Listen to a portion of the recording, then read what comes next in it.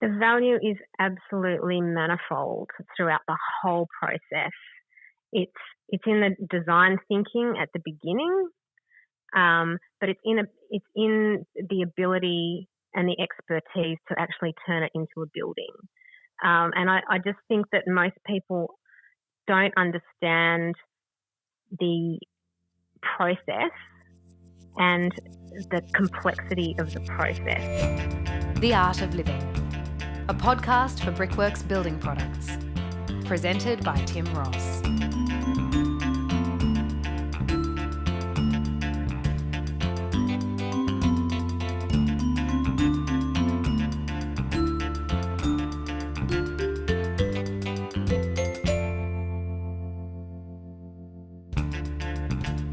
Australia is currently going through a design boom when it comes to residential architecture. In this new podcast series, I talk to some of the country's best architects to find out how our views on what and where we build has changed. What do we need and want from our houses today? And ultimately, I ask the question, what makes a house a home? Which is important. How are you? Yeah. I'm very well. The sun's shining. It's a great day. G'day and welcome to The Art of Living. In this episode, I chat with talented Sydney architect Eva-Marie Prineas, who founded her award-winning studio in 2003. In this fabulous chat, you'll hear how her work is defined by both the quality of her design and the special relationship that she develops with her clients. So much of our lives are consumed with factors that we can't control today. So I started by asking her whether this is contributing to our desire to have a beautiful home. Interesting. Quite possibly. Look, I've certainly noticed a really big shift. I'll share an observation that a friend of mine made a few years ago. He's from Denmark and he'd been living in Sydney for a few years, and he said to me that he didn't understand why people in Sydney just had this lack of regard for the front of their homes.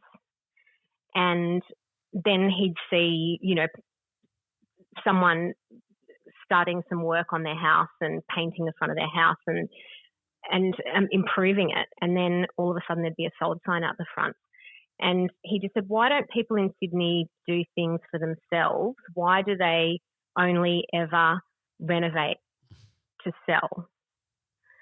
And I can remember a time 20 years ago when Sydney property was going crazy and, you could buy a house one day, paint it white the next and sell it and make lots of money.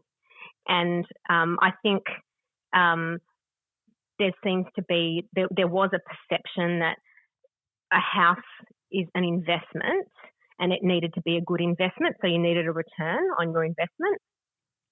But I think now, because of what's happened, people actually have, their focus has changed and their priorities have changed in terms of the importance of home. And so they're more prepared to improve their home and spend more time in, because they're spending more time in their home. So, yeah, that's something that we've definitely noticed in terms of priorities, because I suppose when you go on a holiday, you prioritize what you're going to spend on your holiday, and whether you fly business class or whether you go and stay in a fancy hotel or whatever that is, that's money that you're not going to get back, but you're prepared to do that for the lifestyle and the memory and the experience. Whereas now our experiences are limited and they're sort of very much focused on what we do at home. So, I think that's got a lot to do with it now, and seeing that shift and seeing people suddenly find the time and the impetus to spend time on good design and improving their home. What are we missing out on, or what have we been missing out on, do you think, by treating our homes as an investment and not thinking about them as a place to live and love? I think we're missing out on a quality of life and a sense of well-being. I feel for a long time we've almost put our we've put the importance of home in the hands of real estate agents who tell us numerically what a house has to have.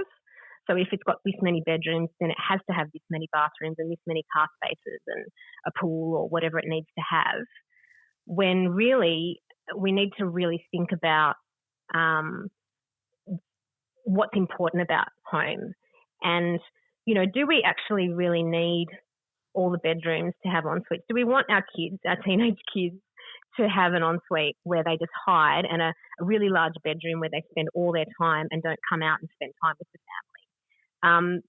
That in real estate terms, that's considered, we've got, these full-size bedrooms and en-suites and all the rest of it. But in reality, what's that actually doing in terms of creating a conducive environment for gathering and family time and all of those things? So I think I think they're the things that we're sort of missing out on because we're placing importance potentially on the wrong things. When really, I think the most important thing in a home that I think is to have one really great space. You don't need every single room to be huge and amazing, but you do really want one beautiful space in a home. You're saying just one good one and the rest a bit shit? No, not at all. But I'm saying bedrooms don't need to be palatial. Bathrooms don't need to be palatial necessarily. Sure, if you've got the space for it, but, everything's relative. Yeah. And I think people sort of get status anxiety a little bit and feel like they have to have this and have to have that at the expense of something else, which might be more important. That's your view of it, and I agree with it, to be honest. But obviously the broader view is that you need all those things, and yes, it's driven by all sorts of different sources. So when they come to you with the expectation, do you think people really know how they want to live? What we always try and do is draw out from them what they're trying to achieve. So sometimes they come to us with a problem, and our job is to problem solve. But the way that we brief our clients is much more in depth in terms of how they currently live, how they currently use all the rooms in their house, what they do in them, how they spend time on the weekends versus weekdays. And we try and sort of unravel what the real issue, what the crux of the issue is. And sometimes it's not fixing the problem in the way that they think they're going to fix it that's not actually the problem. It's actually a different problem that they have. When you're talking to someone, they say, I really want this, I really want that. Because I think the role of an architect is fabulous in terms of residential architecture. Is so important to us as human beings because it's the luxury of someone coming into our lives and asking us how we want to live. But if we don't necessarily have the answer, that's sort of tricky. But you sort of, you have a dream of how you want to live. But if someone rains on your parade, like talking about you don't need this and you fight the battles with them. Well, they're always factors as well because budget always comes into it. But look, I do think that I've noticed in my career, certainly once I had children, I find that I can very confidently give advice about certain ways that houses work and don't work. And clients really appreciate that because, when you've got little kids and then you think it's going to be like this forever, and it's not going to be like this forever. They will grow up and they'll be fine if they're upstairs and the parents are downstairs. Things like that, or the other way around. So I do think that life experience is very important in terms of being able to help your client make those decisions and brief them in a way that you can actually wholeheartedly give that advice, knowing that you've lived it. The idea of a house working for a longer period of time, kids hanging around for a lot longer. Are we seeing people think about that? And is that part of the advice that you give, that you're not just having a house for a 3-year-old and a 2-year-old, but it's a house for maybe a 25-year-old and their partner and a 18-year-old? Yeah, it definitely comes into it. But I think most of the time when people have young children, they don't imagine that their kids are going to be around in their 20s. No one does. I don't think they've come to the realisation yet. I don't know. Well, you want to you're romanticising the time and you're deeply in it, and then but that's your role, isn't it? To say, well, that they're going to be this size and this stage, and how do you want to live with a 20-year-old in your house?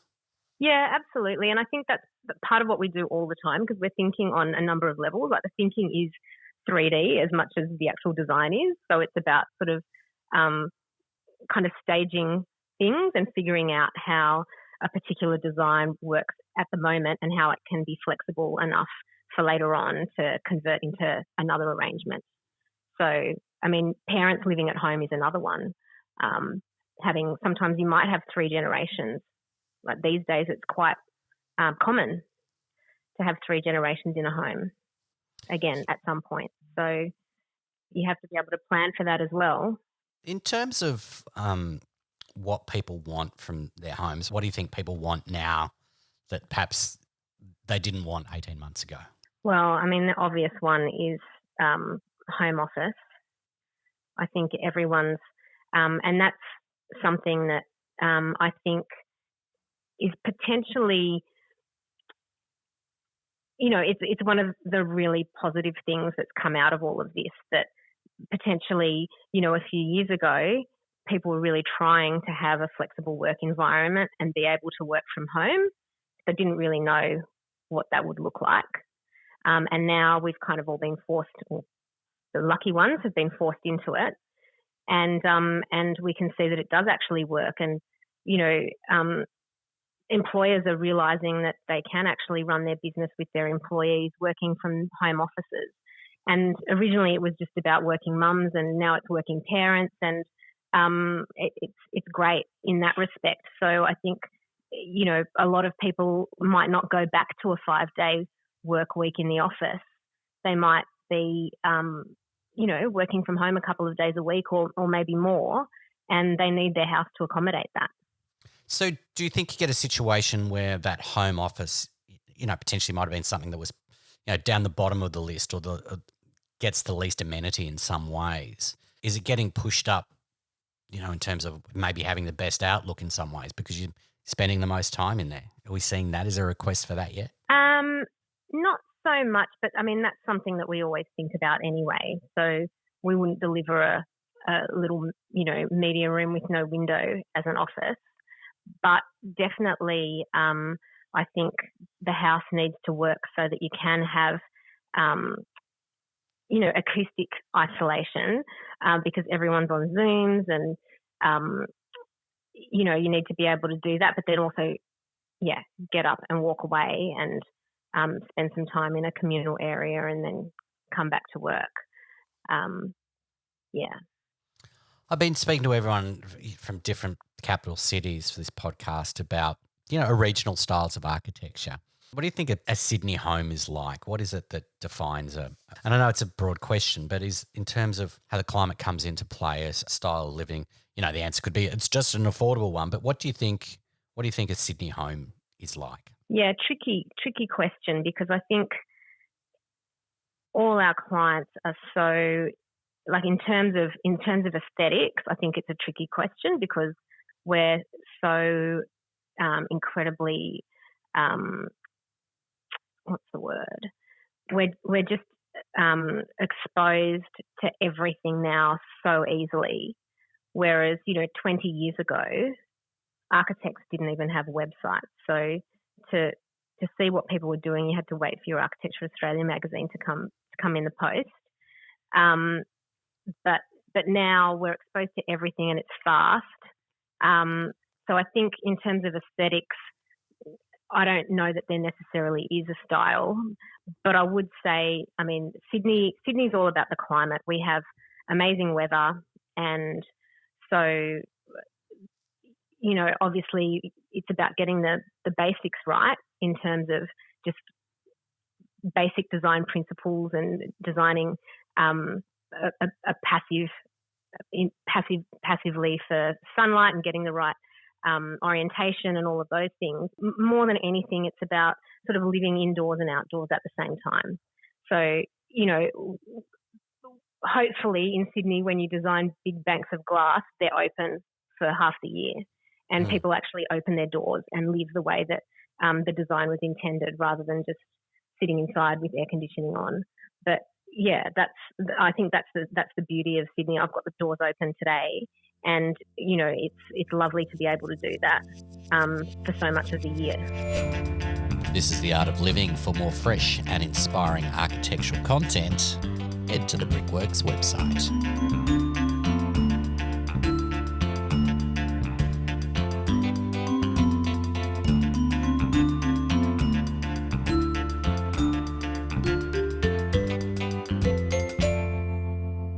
How do you think people are responding to heritage these days in terms of renovation? What are their thoughts? Where are their minds at? I actually think that there's been, I see a lot of really, really great responses to heritage in residential architecture. I think that people love homes with character and with a bit of history. And I think there is, generally a sense that, there's a lot of value in retaining as much of that as possible, and then adding to it in a subservient but contemporary way. And yeah, there's lots of beautiful examples of really good work with heritage in Sydney. What do you think the attraction is for a home with history? Look, I think it's all about layers and the stories behind. I guess history always gives you a memory of something, and you have it resonates somehow with people in different ways. And I think it's like something from the past is always quite evocative, and I think it's, and I guess as well, it's limited. There's only a certain amount of beautiful heritage buildings. You can't reproduce them. So it's that idea of having something really special that's got value in its uniqueness. You see people who move to an area because they're attracted to the heritage of an area, and then the first thing they want to do is remove their own version of it because it doesn't supply them with what they would like in terms of the size of the house, which I think is always rather ironic. And I suppose people are thinking about their homes and the future of their homes, and we come back to that thing we were talking about at the top about spending more time in their homes. Will this moment in time have a long-lasting effect on what you design and what other people design? I guess we have to wait and see.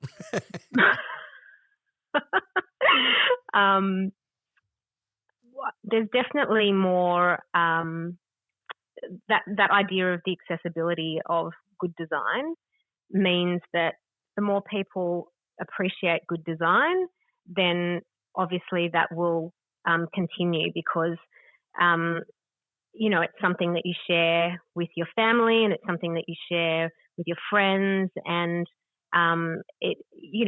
people do, like when you're at someone's home and you get a sense, like if you're in a really beautiful space and you just want to sit there all afternoon because it's just the most beautiful place to be, and you've got good company, and the sun's shining, and whatever, it could be raining, I don't know, but if you get that sense, then it's that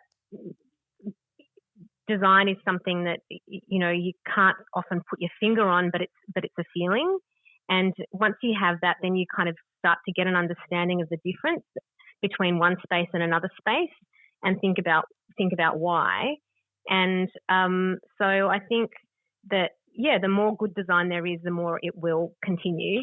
And it's about creating that one place where everyone can be together. And I feel like it's about how people use the home as well. We've got some clients that we did a house for that we just recently finished, and they're really super sweet. And we, at the end of the project, we ended up painting a mural together.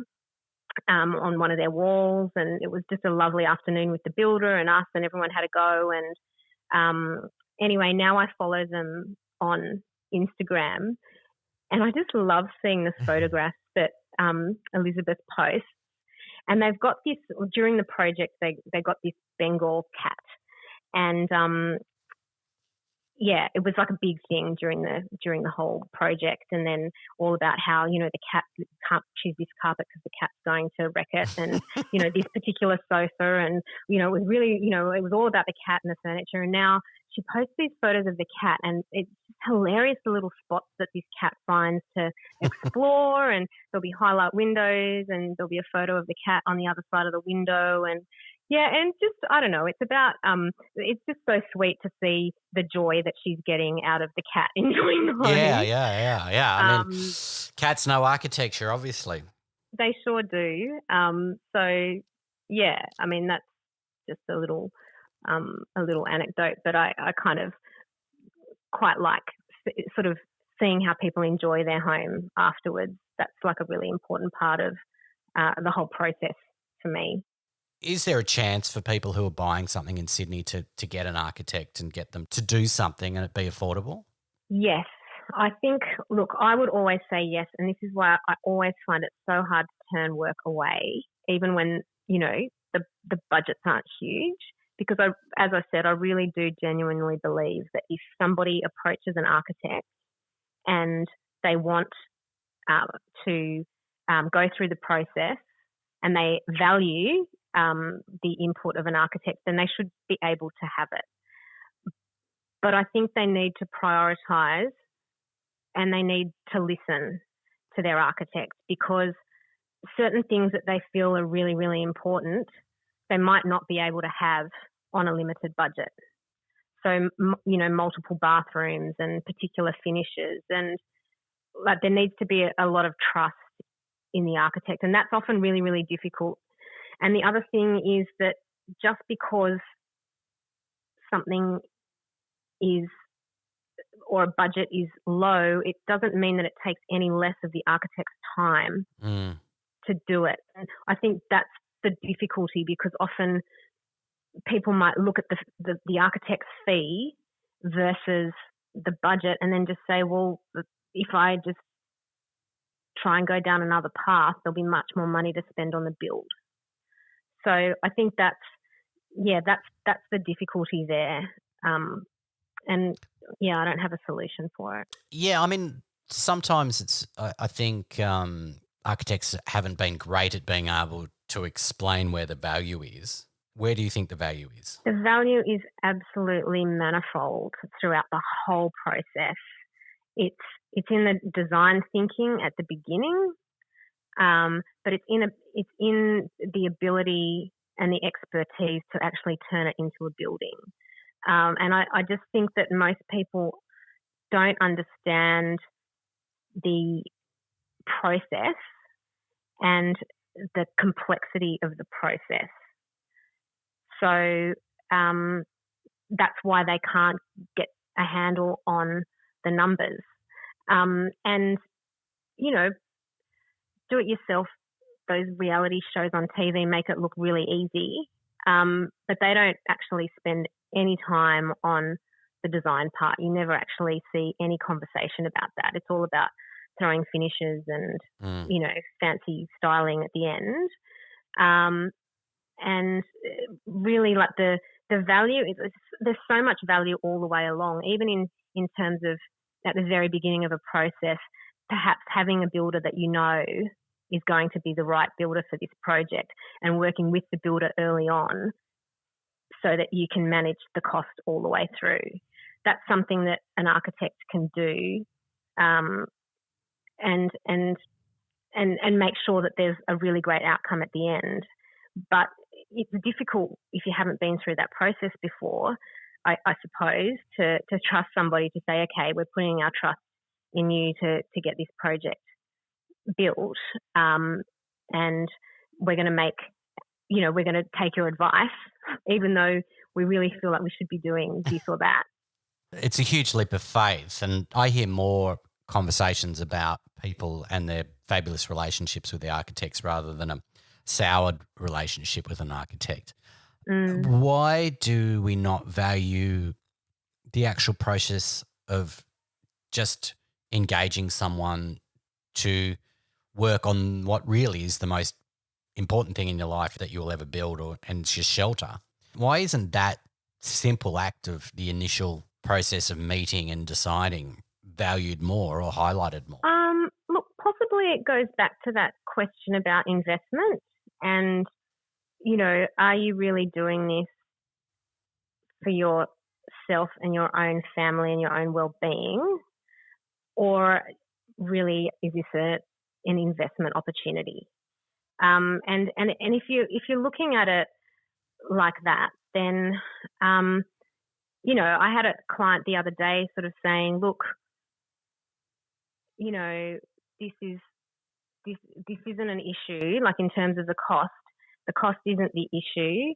But if we had to sell our house the very next day, would we get that back for it? And I guess, they sort of came to the conclusion that you can't build your dream home and expect to have the money back tomorrow. Otherwise, everyone would be doing it. Mm. So there needs to be a long-term goal, and you need to think about, is this the home, and are we going to be here for 5 or 10 years? And if we are, then let's do it once and do it properly when we're ready, rather than trying to cut corners and perhaps not getting the right outcome. It's true. I mean, we come back to the same thing, is that a Sydney conversation is always going to be about real estate, not someone's home and where you live. It becomes something that it consumes every conversation. It consumes why people buy and how they buy. And I think that conversation that you had with your friend, but there's a real sadness to that people are missing out on the beauty of where they live and living their best life, as the kids say, because they can't let their home be for them. Yeah, they're second guessing. And I think, in a lot of, a lot of the time our clients will absolutely love, what we've done, but they'll, sometimes you might get a client that will just go and check with a real estate agent to make sure that we've done the right thing. I love it. Yeah, because nothing like checking with a real estate agent to work out whether you've done the right thing about your house. But I totally understand it. I am going to ask you one final question about, in terms of a dream type of home for you. What do you need? What do you need to make a house work for you, to make your home work?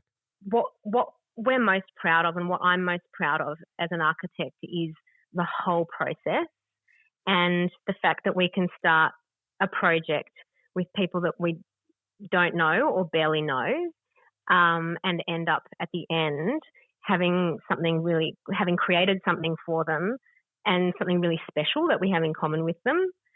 So, I just wanted to tell you this little story about a project that I did for some people who, the first time I visited their house, it's in the inner west, and it just had the most amazing feeling. So Elena's dad, Charlie, had built the house, and he'd sort of built a series of houses all around the area for his kids, and they all kind of were connected by fences and things. And a couple of the kids still own the houses, and she bought this one, which was the main family house that they all originally lived in. And it kind of had like this sort of, he was a builder and he built it, but not a designer. But it had these amazing little moments where sort of part of like little moments that reminded me of the Schroeder house or the Eames house. And he obviously had a design sensibility, and he was aware of design. And so when I went and saw it for the first time, it's just the most beautiful house that faces north and has all this gorgeous sunlight coming in. And there's a kidney-shaped pool in the courtyard. And anyway, I was thinking, gosh, we don't want to wreck this house. But it was dilapidated, and it needed a lot of work to kind of keep it going. So anyway, during the whole design process, it all went really well. And then during construction, there were often tears on site because things had been demolished and other things had been revealed, like little murals on walls. And, Elena would start crying, and then I'd start crying, and Geraldine would start crying. And, it was always quite emotional. And anyway, at the end of the project, we had a little party, and they had some friends over, and one of their friends actually wrote a song about the renovation. Oh. And it was hilarious, and it actually had a line about me in it. And it's just lovely to have like this beautiful memory of the process. And just the other night, she they're because of lockdown, they mapped out a little sort of walking plan, and like they're sort of tourists in their own city, and they go to a different park every week or something and take photos. And I've been following them on Instagram. And the other night they were walking home, and they took a shot of the front of the house and sent me a text saying, "Thank you so much. It's beautiful coming home to our home." And this is, so many months after the house is finished, to feel that lovely connection and, to get that sort of reward is pretty special. And there was a lot of history there, and often during site visits, she had a lot of brothers and sisters, and so during site visits they'd all come, and I felt like we were being watched and judged, but they just loved seeing it all come to life. And I guess what we did was really quite, like, it was significant but very minimal, because we wanted to retain so much of the original home. But now they can have their big dance parties and not be sort of worried that the floor's going to fall through. Love it. I love that story. So thank you very much. It's been really great to chat. Yeah, thanks, Tim. Good on See you. you. Bye. You've been listening to The Art of Living, a podcast series presented by Brickworks Building Products.